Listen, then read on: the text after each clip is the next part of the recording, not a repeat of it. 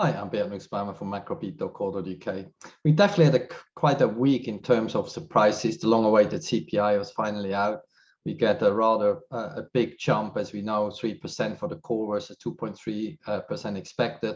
Headline CPI up to 4% versus 3.6. The equity market really had a wobble already ahead of the release of the CPI, and obviously the higher reading in CPI definitely made matters worse. We've seen a rather large move on the downside in equities. The dollar did what it expected to do, at a small rally on the top side, but really failed to break the key levels that would have been needed to actually turn it into a bigger story.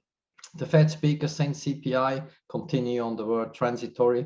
That's probably going to go into overdrive, as they definitely have to use that word quite a lot now to make them to calm the market and make them believe that the Fed is in control of the situation. The weakened non-farm, obviously from last week, even though we all would agree that it may have been a one-off, still obviously is the counterweight to the higher inflation point. It's quite clear that some of the components are indeed transitory, but with wage inflation starting to sneak in, I'm just not sure if the Fed is really convinced itself about the transitory element. We had Fed Waller yesterday on the tapes. Interesting what he said about he wants to see May and June data that would lead up to this sort of late summer Jackson Hole meeting. So we could start to speculate, if data continues the way we've seen it, whether or not Jackson Hole could be one of these bigger events where often in the past policy changes did occur. So definitely one to watch. On the other side, we have the Bank of Canada. Macklem was speaking yesterday, the first time that he started to jawbone a little bit about the strength of the Canadian dollar. Since the Bank of Canada taper, we obviously seen a very strong rally in the Canada against most currencies. So that might just mean the move could slow down a little bit. I don't think it's going to turn around, because end of the day, in terms of what else is there to buy, Bank of Canada remains the only hawkish central bank in the central bank universe. So that means the cat will just stay big. It may just slow down a little bit. I have a few charts for you. The first one being the dollar index. Here you see we did have a bounce. We failed at the mid-daily Bollinger Band. We failed at 91, which is the key pivot for further strength, and are already on the way down again. So as long as we are below 91, there just seems to be no way to get the dollar higher. Might not drop a lot, but it just seems it's just still not enough stories out there either way to push the dollar, into a sort of bigger move.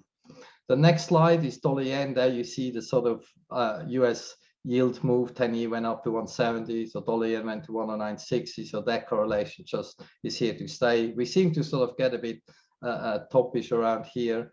US yields are again grinding lower, so probably this was it already, dollar yen. So more sideways, probably topped out for the time being. The next chart, that is a dollar CAD weekly, given what the Bank of Canada said yesterday. We hit the 120.45 area this week, which is a massive level in terms of the sort of broader space. Goes back to 2017. So this might just be a sort of level that we needed to hit, and probably going to see some consolidation. As I said, I don't think this move turns around, but definitely it's going to slow down from here.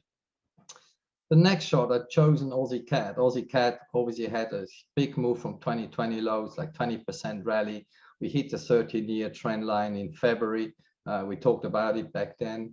We hit the mid-monthly Bollinger Band here at 93.25. Again, another big level, really on the macro charts, like dollar CAD on the weekly, the Aussie CAD on the monthly. Together is the comment from Macklem yesterday. It definitely means we could be running out of steam a little bit.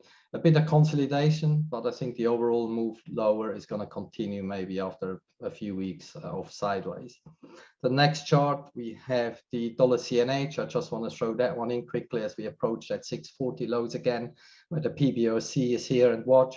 I still don't think the PBOC will allow 640 to break. I think the things in China are not yet on that level that they would allow further strengthening of the RMB at this point in time. Last but not least, the Dow, as we said, big move down, big move up yesterday. So really still hard to see where we're going from here. As long as we're below like 34,200, the risk might still be on the downside, but still the market doesn't really have a strong idea here. Thanks very much indeed. Bye-bye.